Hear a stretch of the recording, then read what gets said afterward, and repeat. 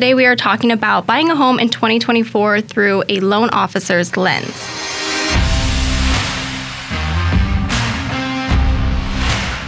Welcome back to the Nitty Gritty podcast. My name is Alicia Sanchez and I have Roman Lopez from Fairway Mortgage with me today. Thanks for having me. First podcast, a little nervous, a little excited, so I'm happy to get into it. Yeah, thanks for being here. So we wanted to dive a little more into buying a home this year. Of course, with interest rates, we saw them kind of trickle down a little bit. What are some market trends that you're noticing? Absolutely. So 2024, it's been a bit of a roller coaster so far. The big expectation is that interest rates were going to fall pretty immediately after we got back from the holidays. They were on that course for a little while, but there's been a little bit of a bumpy road for sure. Okay. So what we've seen so far is that the market is really reactive right now. Any little bit of news, whether positive or negative, it is shooting rates up or down, just depending on what's happening. Okay. The biggest thing right now is what is the Fed going to do? You know, Right. It really comes down to when they decide to make that first cut. So really what the market is doing is we're sitting on pins and needles waiting on, first off, good inflation numbers. We want to see inflation start to come down into that 2% range that we're hoping for. And I hate to say it, but what the Fed is really waiting on is the unemployment rate to come up. As people unfortunately lose more jobs, the demand for goods starts to go down, which in turn makes the supply go down because producers start to produce less. And that's kind of a big factor that a lot of people don't take into consideration when you're looking at inflation. They can't control the supply side, they can only control the demand side. So what the Fed is really trying to do with these high interest rates and potentially a lower or a higher unemployment rate is to stomp on demand. Okay. So hopefully we're nearing the end of that parade, and hopefully interest rates do start to come down because we're seeing the effects of all that work start to pay off in 2024. Okay, so it seems like it's very data-driven. You know, once we start seeing with the inflation come down and unemployment go up a little bit, unfortunately, that's really when we'll start to see some changes in the rates. 100%. So this is, I mean, in my history, I've been doing this for about 7 years now. This is the most data-dependent market I've ever seen. You know, every little bit of news in the inflation market, the employment market, whatever it is, it definitely has an effect on interest rates. Just this week, they are selling, I think they're selling a couple $1 billion of treasury bonds on the open market. Thankfully, those auctions have been going well, so we haven't seen a lot of impact on the interest rates, but just little things like that in the past a lot of people might have shrugged off.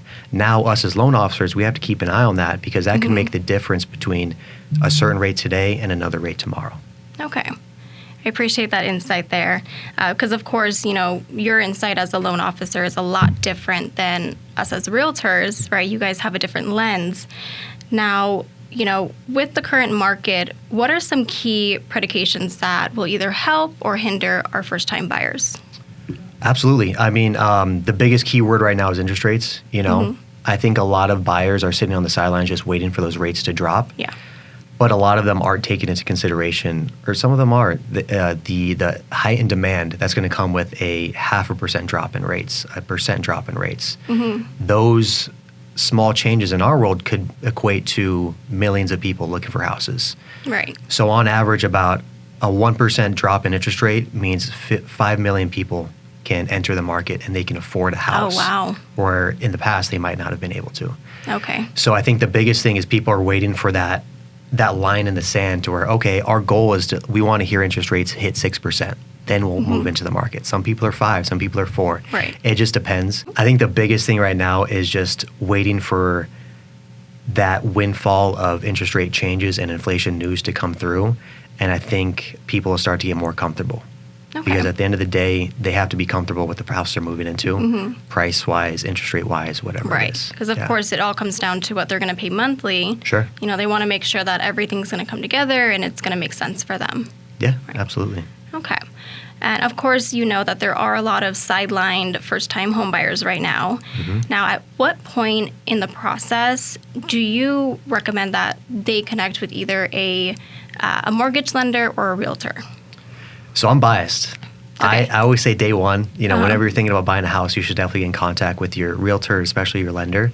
But I think a lot of people don't take into consideration how long it takes to get from point A to point B, which is point A, you start shopping for a house, and point B, you close on that house. A lot of people have a lease ending or a situation where they have to move by a certain date, and they just know you have to be able to schedule and backdate your timeline from that date.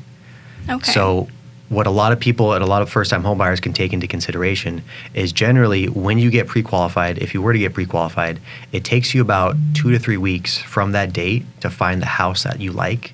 Not only one that fits their needs, location, lifestyle, whatever it is, but one that you actually get your offer accepted. So that's about 2 to 3 weeks. And then from there, once you're in contract, it takes about 4 weeks to close.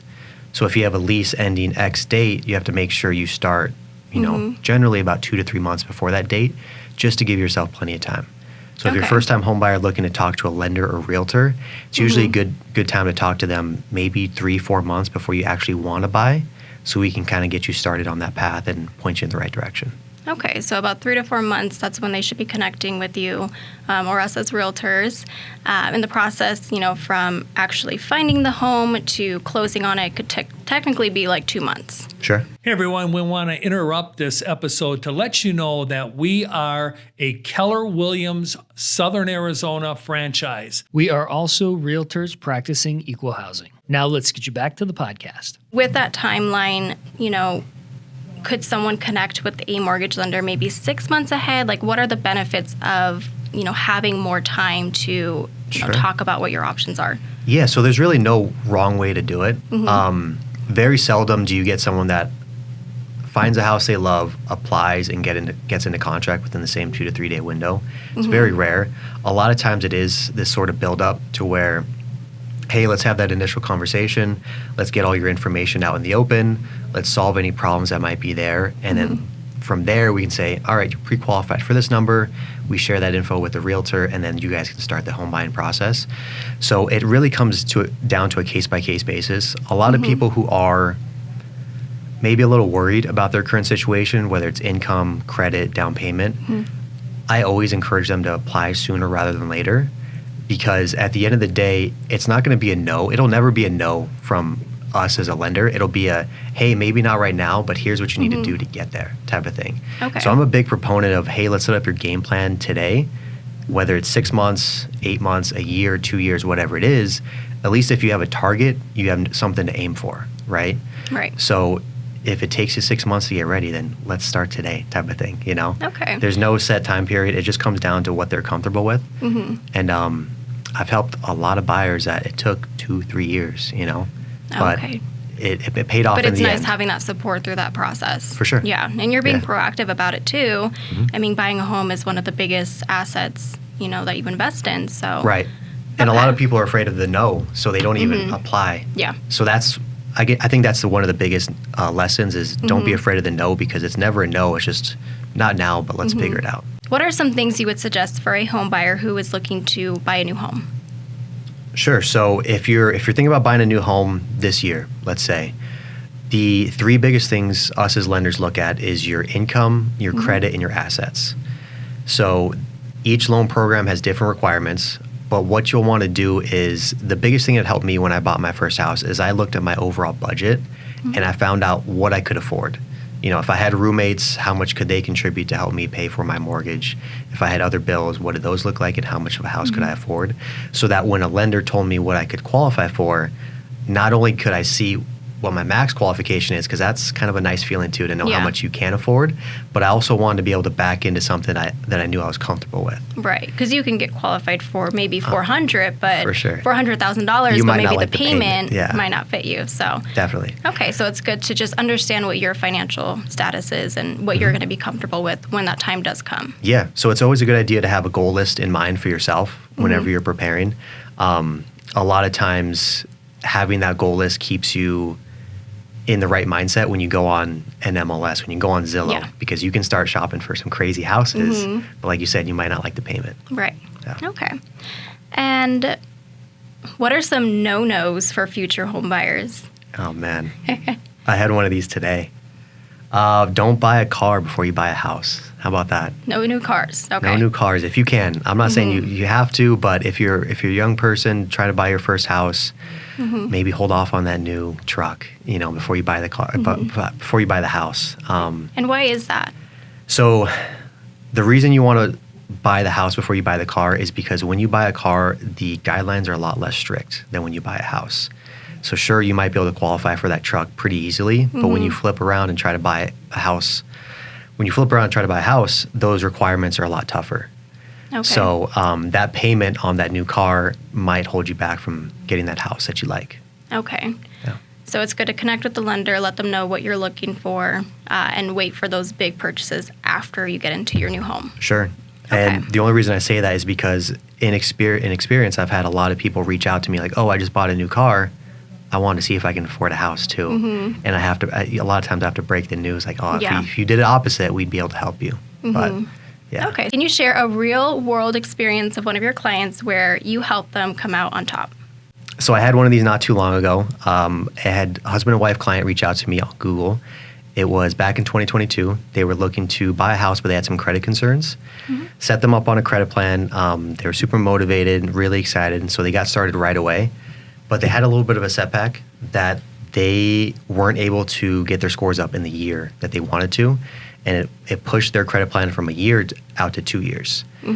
They were a little bummed at the time, but I reassured them, set them up on a new credit plan, and this December, they got their scores up to where they wanted to be, and they actually just closed on a house in January. Oh, that's exciting. So after 2 years of hard work, it definitely paid off. So it was great. It was one of the best feelings for sure. And I'm sure they feel great having that support too. Absolutely. Throughout those couple of years. Yeah.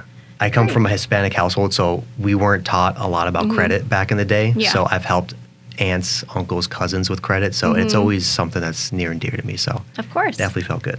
Now, when we're looking at the market, we have home prices and then we have interest rates. What is your advice to someone who is looking to buy a home and they're trying to time the market? So it's a tough thing to time the market, for sure. I don't want to say it's impossible, but it is one of the tougher things you can do, whether it's a stock market, whatever it is. To find the true top or the true bottom is almost impossible. So the biggest piece of advice I will say is that it's never a wrong time to own. So as long as you're not looking at housing as a bet, like a 1 to 2 year bet, you're probably going to come out on top, because there's only been one instance where housing has gone down for a prolonged period of time, and that was 2008. But even still, if you held your house for 7 to 10, 12 years, you still made a gain on that purchase. Right. So it might not be a great time to time the market. It might never be a great time to time the market, but it's always a great time to own anything: stocks, bonds, real estate.